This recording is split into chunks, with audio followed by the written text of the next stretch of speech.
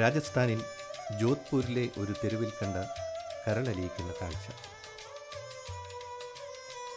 ഇന്ത്യയുടെ വടക്ക് പടിഞ്ഞാറ് ഥാർ മരുഭൂമിയിലെ ഒരു നഗരമാണ് ജോധ്പൂർ. രാജസ്ഥാനിലെ രണ്ടാമത്തെ വലിയ നഗരവും.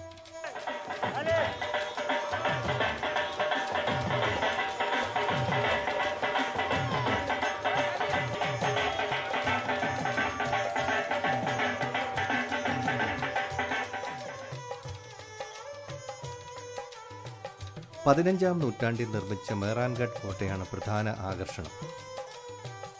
ഒരു കാലത്ത് സമ്പന്നതയുടെയും പ്രതാപത്തിൻ്റെയും കരകൗശല വിദ്യയുടെയും ഒരു മകുടോദാഹരണമായിരുന്നു അത്. അതുകൊണ്ട് തന്നെ ഈ കോട്ടയും കൊട്ടാരവും ഇന്ന് ഒരു മ്യൂസിയം ആക്കി മാറ്റിയിരിക്കുന്നു. ജോധ്പൂർ എന്ന നഗരത്തിൻ്റെ ലാൻഡ്മാർക്കാണ് ഈ കോട്ട. ആയുധങ്ങൾ, വെടിക്കോപ്പുകൾ, രാജകീയ സിംഹാസനങ്ങൾ, പലതരം പല്ലക്കുകൾ, ചിത്രപ്പണികളോടുകൂടിയ മുറികൾ, അതിലെ അലങ്കാരങ്ങൾ, ഇവകൾ കൊണ്ട് സമ്പന്നമാണ് ഈ കൊട്ടാരം. ഈ കൊട്ടാരത്തിൻ്റെ കുറേ ഭാഗങ്ങൾ താജ് ഗ്രൂപ്പിൻ്റെ 5 സ്റ്റാർ ഹോട്ടലായും പ്രവർത്തിക്കുന്നു. അപ്പോൾ മനസ്സിലായില്ലേ ഈ കൊട്ടാരത്തിൻ്റെ പ്രൗഢി. ജോധ്പൂർ സന്ദർശിക്കുന്നവർ ഒരിക്കലും ഒഴിവാക്കാറില്ലാത്ത ഒരു ഡെസ്റ്റിനേഷൻ ആണ് ഇവിടം.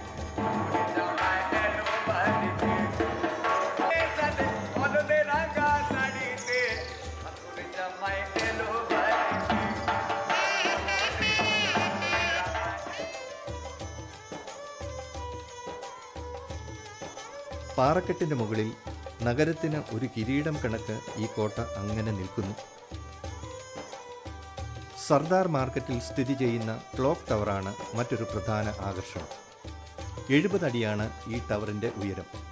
നഗരത്തിൻ്റെ പ്രൗഢി വിളിച്ചോതുന്ന തരത്തിൽ ആണ് ഇതിൻ്റെ നിർമ്മിതി. ഞാൻ പറയാൻ വന്ന കാര്യം ഇതൊന്നുമല്ല. കോവിഡിൻ്റെ നിയന്ത്രണങ്ങൾക്ക് അല്പം അയവ് വന്ന സമയം ഞാൻ ചുറ്റിത്തിരിഞ്ഞ് ഇവിടെയും എത്തി. അന്നൊരു ഞായറാഴ്ചയായിരുന്നു. 2 ദിവസം മതിയാവില്ല ഇവിടുത്തെ കാഴ്ചകൾ കാണാൻ. രാത്രിയിലാണ് നാട്ടിലേക്കുള്ള ട്രെയിൻ. അതുകൊണ്ട് മാർക്കറ്റിൽ വെറുതെ സമയം കളയാൻ ഇറങ്ങിയതാണ്. ഇതുപോലെ ഒരു ആൾക്കൂട്ടം കണ്ട കാലം മറന്നു. നിഷ്കളങ്കരായ ഗ്രാമീണർ.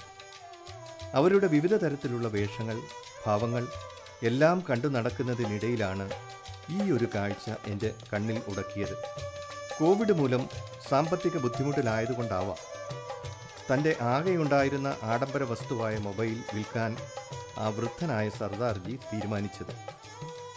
എന്തൊക്കെയോ താഴ്മയായി സംസാരിക്കുന്നുണ്ട്. ഇതൊന്നും ശ്രദ്ധിക്കാതെ കച്ചവടക്കാരനും. ഒരു വല്ലാത്ത കാഴ്ച. എൻ്റെ മനസ്സിനെ വല്ലാതെ തളർത്തിക്കളഞ്ഞു ആ കാഴ്ച. പിന്നെ ഞാൻ അധിക നേരം നിന്നില്ല അവിടെ. ഇത് മറ്റൊരു കാഴ്ച. 2-2.5 മണിക്കൂർ ഞാൻ ആ മാർക്കറ്റിൽ കാഴ്ചകളും കണ്ടു നടന്നു. എല്ലാ കച്ചവടക്കാർക്കും നല്ല തിരക്ക്, പലതരം വ്യാപാരങ്ങൾ. എന്നാൽ ഈ സ്ത്രീയുടെ കയ്യിൽ നിന്നും ആരും ഈ സമയം വരെയും ഒന്നും വാങ്ങുന്നതായി കണ്ടില്ല. ഇവരുടെ പിന്നിലും ഒരു കുടുംബം ഉണ്ടാകും തീർച്ച. ആ നിസ്സംഗമായ മുഖം മനസ്സിൽ നിന്ന് മായുന്നേയില്ല. ഈ മാർക്കറ്റ് പരിചയക്കാരുടെ ഒരു ഒത്തുകൂടൽ വേദി കൂടിയാണ്. ഇത് മറ്റൊരു കാഴ്ച. മറ്റൊരു സ്ത്രീ ഒരു കുട്ടിയുമായി. പ്ലാസ്റ്റിക്കിൻ്റെ ബുഷ് ആണ് ഇവിടെയും വിൽപ്പന വസ്തു. ഈ 2 സ്ത്രീകളുടെയും മുഖഭാവമാണ് എന്നെ ഈ ഫോട്ടോ എടുക്കാൻ പ്രേരിപ്പിച്ചത്. പിന്നീട് വീട്ടിൽ വന്ന് കമ്പ്യൂട്ടറിൽ ഫോട്ടോകൾ പരിശോധിച്ചപ്പോഴാണ് ഈ കാഴ്ച കണ്ണിൽപ്പെട്ടത്. ആ വണ്ടിയുടെ അടിയിലെ തട്ടിൽ ഒരു പുരുഷൻ, അതും മദ്യപിച്ച് ലക്കുകെട്ട് ശരീരത്തിൽ അവിടവിടെ മുറിവ് പറ്റി കിടക്കുന്നു. അപ്പോൾ ഞാൻ ഊഹിച്ചു ആ കുടുംബത്തിൻ്റെ സമാധാന അന്തരീക്ഷം. അതേപ്പറ്റിയൊന്നും ഞാൻ പറയുന്നില്ല. നമുക്കെന്ത് യോഗ്യത. കോവിഡിൻ്റെ ഇടയിൽ കണ്ട ഒരു കാഴ്ച ആണെങ്കിലും ഇന്നും ആ കാഴ്ചകൾ മങ്ങാതെ മറക്കാതെ ഒരു നേരിയ നൊമ്പരമായി അവശേഷിക്കുന്നു.